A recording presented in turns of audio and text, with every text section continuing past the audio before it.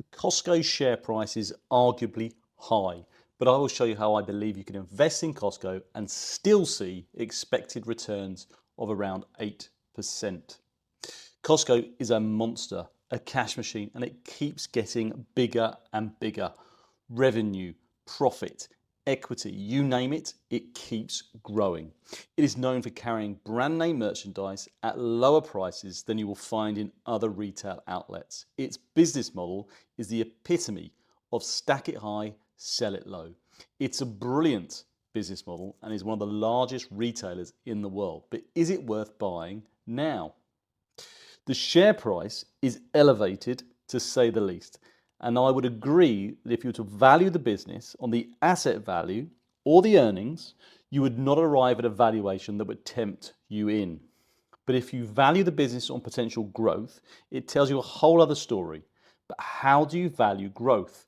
And what are our expected returns if we were to buy $1 of shares of Costco? We build this picture by looking at three things. Firstly, the distribution yield. What cash is being distributed out to stakeholders from the business? The second is the expected returns related to growth of the business. And the third is the organic growth of the economy and therefore the organic growth of the business. So firstly, let's look at the distribution yield. We start off by finding the enterprise value. And to find the enterprise value, we look at the current market capitalization and make adjustments for debt and cash. Now, I'm going to look at the market capitalization at the end of the financial year in August 2023, which sat at $243.217 billion. But you can repeat with today's market capitalization. You add the long-term debt, you take away the cash, which leaves you with the enterprise value.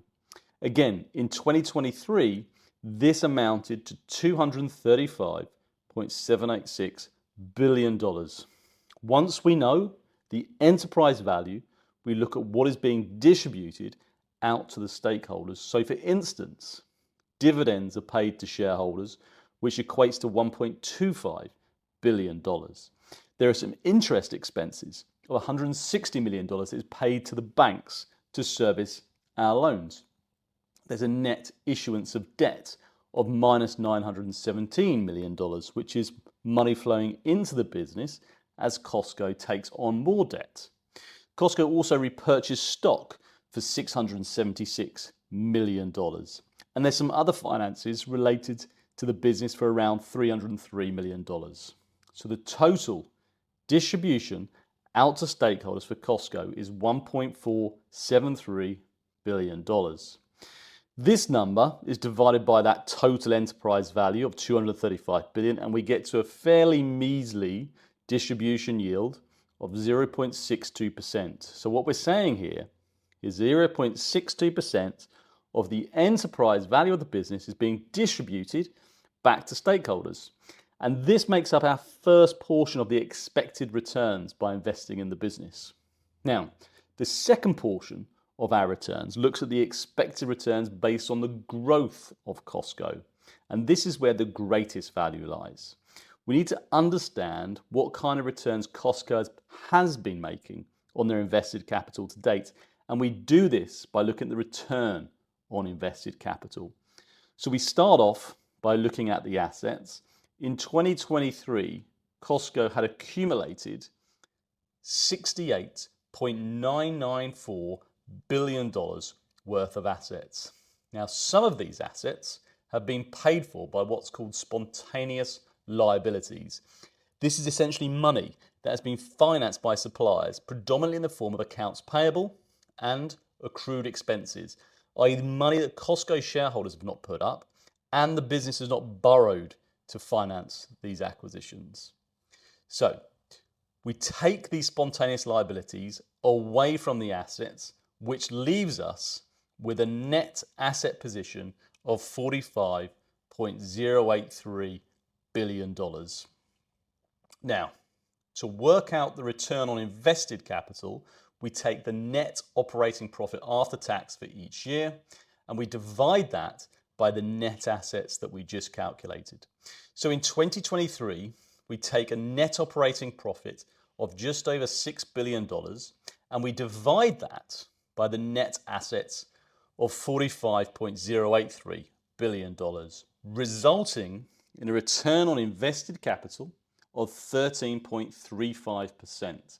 So when Costco invests capital into the business, these are the types of returns that you could expect to see on that invested capital. So what we need to do now is establish what kind of capital is actually being invested in the future. And we can assume that we'll get similar sort of returns on that capital invested.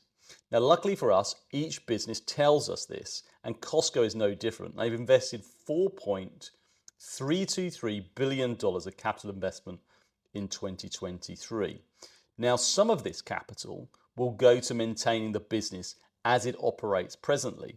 We call this maintenance capex, and this is just over $2 billion. However, I've also worked out there's going to be $2.246 billion of capital expenditure that will be concentrated purely on growing the business.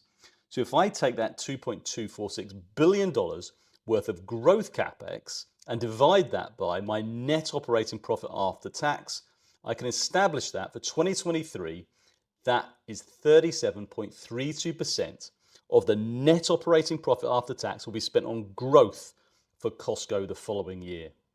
We look at that net operating profit after tax and multiply it by the return on invested capital that the company has seen in previous years. And I then get my expected growth in terms of returns. And for 2023, this results in 4.98%. So we have a distribution yield of 0.62% plus my growth capex of 4.98%, and then expected organic growth of 1%, looking at the economic growth for the year, which gives me a total expected return of 6.6%. To know my returns for every dollar invested in equity, I can adjust for leverage. And for Costco, if I adjust for leverage, it takes my total expected returns to 8%. Not a terrible return from a fantastic business. For me, Costco is a gem, a great company which to always pick up every time the share price drops. And I'll be using the total expected returns on equity as one of my methods for intrinsic value.